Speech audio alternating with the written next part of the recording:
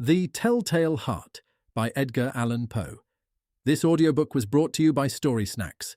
Listen and escape. True. Nervous. Very, very dreadfully nervous I had been and am. But why will you say that I am mad? The disease had sharpened my senses, not destroyed, not dulled them. Above all was the sense of hearing acute. I heard all things in the heaven and in the earth. I heard many things in hell. How, then, am I mad? Hearken, and observe how healthily, how calmly I can tell you the whole story. It is impossible to say how first the idea entered my brain, but once conceived, it haunted me day and night. Object there was none. Passion there was none. I loved the old man. He had never wronged me. He had never given me insult. For his gold I had no desire. I think it was his eye. Yes, it was this. He had the eye of a vulture, a pale blue eye, with a film over it.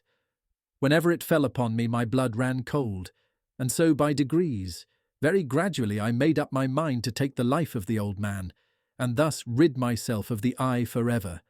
Now this is the point. You fancy me mad. Madmen know nothing, but you should have seen me. You should have seen how wisely I proceeded, with what caution, with what foresight, with what dissimulation I went to work. I was never kinder to the old man than during the whole week before I killed him, and every night, about midnight, I turned the latch of his door and opened it, oh so gently, and then, when I had made an opening sufficient for my head, I put in a dark lantern, all closed, that no light shone out, and then I thrust in my head. Oh, you would have laughed to see how cunningly I thrust it in. I moved it slowly, very, very slowly, so that I might not disturb the old man's sleep. It took me an hour to place my whole head within the opening so far that I could see him as he lay upon his bed. Ha! Would a madman have been so wise as this? And then, when my head was well in the room, I undid the lantern cautiously, oh so cautiously, for the hinges creaked. I undid it just so much that a single thin ray fell upon the vulture eye. And this I did for 7 long nights, every night just at midnight. But I found the eye always closed, and so it was impossible to do the work, for it was not the old man who vexed me, but his evil eye. And every morning, when the day broke, I went boldly into the chamber and spoke courageously to him, calling him by name in a hearty tone, and inquiring how he has passed the night. So you see he would have been a very profound old man indeed to suspect that every night, just at 12, I looked in upon him while he slept. Upon the 8th night I was more than usually cautious in opening the door. A watch's minute hand moves more quickly than did mine. Never before that night had I felt the extent of my own powers, of my sagacity. I could scarcely contain my feelings of triumph. To think that there I was, opening the door little by little, and he not even to dream of my secret deeds or thoughts. I fairly chuckled at the idea, and perhaps he heard me, for he moved on the bed suddenly, as if startled. Now you may think that I drew back, but no. His room was as black as pitch with the thick darkness, for the shutters were close fastened through fear of robbers, and so I knew that he could not see the opening of the door, and I kept pushing it on steadily. I had my head in and was about to open the lantern when my thumb slipped upon the tin fastening, and the old man sprang up in bed, crying out, "Who's there?" I kept quite still and said nothing. For a whole hour I did not move a muscle, and in the meantime I did not hear him lie down. He was still sitting up in the bed listening, just as I have done night after night, hearkening to the death watches in the wall. Presently I heard a slight groan, and I knew it was the groan of mortal terror. It was not a groan of pain or of grief, oh no. It was the low, stifled sound that arises from the bottom of the soul when overcharged with awe. I knew the sound well. Many a night, just at midnight, when all the world slept, it has welled up from my own bosom, deepening, with its dreadful echo, the terrors that distracted me. I say I knew it well. I knew what the old man felt and pitied him, although I chuckled at heart. I knew that he had been lying awake ever since the first slight noise, when he had turned in the bed. His fears had been ever since growing upon him. He had been trying to fancy them causeless, but could not. He had been saying to himself, "It is nothing but the wind in the chimney. It is only a mouse crossing the floor," or "It is merely a cricket which has made a single chirp." Yes, he had been trying to comfort himself with these suppositions, but he had found all in vain, because death, in approaching him, had stalked with his black shadow before him and enveloped the victim, and it was the mournful influence of the unperceived shadow that caused him to feel, although he neither saw nor heard, to feel the presence of my head within the room.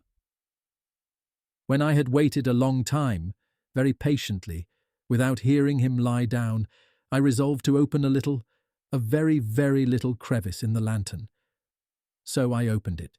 You cannot imagine how stealthily, until at length a simple dim ray, like the thread of the spider, shot from out the crevice and fell full upon the vulture eye. It was open, wide open, and I grew furious as I gazed upon it. I saw it with perfect distinctness, all a dull blue, with a hideous veil over it that chilled the very marrow in my bones. But I could see nothing else of the old man's face or person, for I had directed the ray, as if by instinct, precisely upon the damned spot. And have I not told you that what you mistake for madness is but over-acuteness of the sense? Now, I say, there came to my ears a low, dull, quick sound, such as a watch makes when enveloped in cotton. I knew that sound well, too. It was the beating of the old man's heart. It increased my fury, as the beating of a drum stimulates the soldier into courage. But even yet I refrained and kept still. I scarcely breathed. I held the lantern motionless. I tried how steadily I could maintain the ray upon the eye. Meantime the hellish tattoo of the heart increased. It grew quicker and louder every instant. The old man's terror must have been extreme. It grew louder, I say, louder every moment. Do you mark me well? I have told you that I am nervous, so I am. And now, at the dead hour of the night, amid the dreadful silence of that old house, so strange a noise as this excited me to uncontrollable terror. Yet for some minutes longer I refrained and stood still. But the beating grew louder. I thought the heart must burst. And now a new anxiety seized me. The sound would be heard by a neighbour. The old man's hour had come. With a loud yell, I threw open the lantern and leaped into the room. He shrieked once only. In an instant I dragged him to the floor and pulled the heavy bed over him. I then smiled gaily to find the deed so far done. But for many minutes the heart beat on with a muffled sound. This, however, did not vex me. It would not be heard through the wall. At length it ceased. The old man was dead. I removed the bed and examined the corpse. Yes, he was stone dead. I placed my hand upon the heart and held it there many minutes. There was no pulsation. He was stone dead. His eye would trouble me no more. If still you think me mad, you will think so no longer when I describe the wise precautions I took for the concealment of the body. The night waned, and I worked hastily, but in silence. First of all I dismembered the corpse. I cut off the head and the arms and the legs. I then took up 3 planks from the flooring of the chamber and deposited all between the scantlings. I then replaced the boards so cleverly, so cunningly, that no human eye, not even his, could have detected anything wrong. There was nothing to wash out, no stain of any kind, no blood spot whatever. I had been too wary for that. A tub had caught all. Ha! Ha! When I had made an end of these labours, it was 4 o'clock, still dark as midnight. As the bell sounded the hour, there came a knocking at the street door. I went down to open it with a light heart, for what had I now to fear? There entered 3 men, who introduced themselves with perfect suavity as officers of the police. A shriek had been heard by a neighbour during the night. Suspicion of foul play had been aroused. Information had been lodged at the police office, and they, the officers, had been deputed to search the premises. I smiled. For what had I to fear? I bade the gentleman welcome. The shriek, I said, was my own, in a dream. The old man, I mentioned, was absent in the country. I took my visitors all over the house. I bade them search well.